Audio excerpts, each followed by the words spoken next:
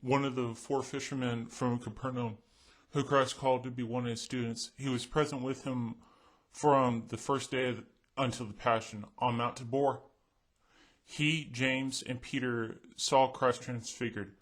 He and his brother James had a moment of lapse in judgment by requesting that fire consume a town for rejecting them. He beheld him with 9 of the other major apostles and 2 of the minor 70 disciples.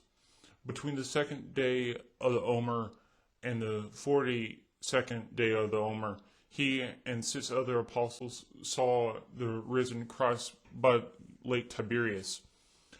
Throughout his ministry, he had clashes occasionally with his fellow ministers and was helped by Mary Magdalene. In AD 95, 50,000 to 80,000 spectators within the Flavian Amphitheater watch as the elderly John, who was currently preaching to the crowd, is lowered into a massive cauldron filled with pitch with a massive fire underneath it. As he is submerged, the crowd cheers and Emperor Domitian laughs. Suddenly, John's hands reach up and grip the lip of the cauldron. Pulling himself up, he continued speaking to the crowd of horrified spectators. The emperor, after seeking counsel, sent John off into exile on the penal island of Patmos.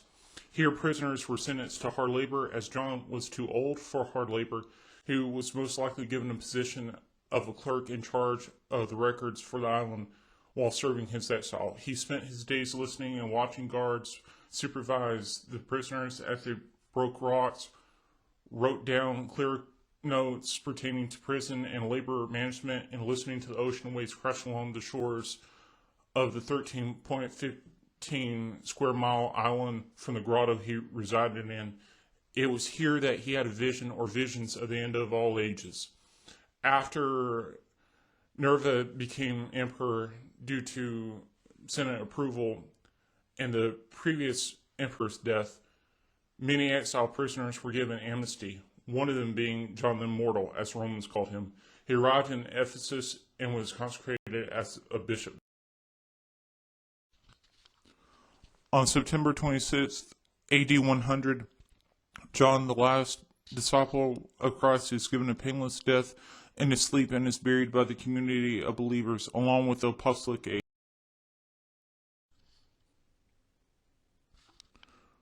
O Lord, who didst will that thy word should take flesh, a message of an angel, grant to us, thy supplicants. Eternal Shepherd, look graciously upon thy flock with the aid of those whom thou didst appoint pastors of the universal church. Keep it under thy continual protection. Grant, we beseech thee, Almighty Lord, that the appointment and the leadership of thy ministers may increase our devotion and promote our salvation.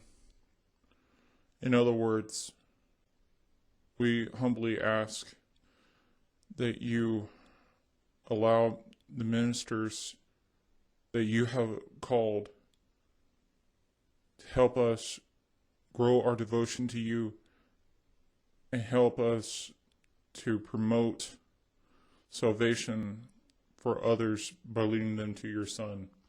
Amen.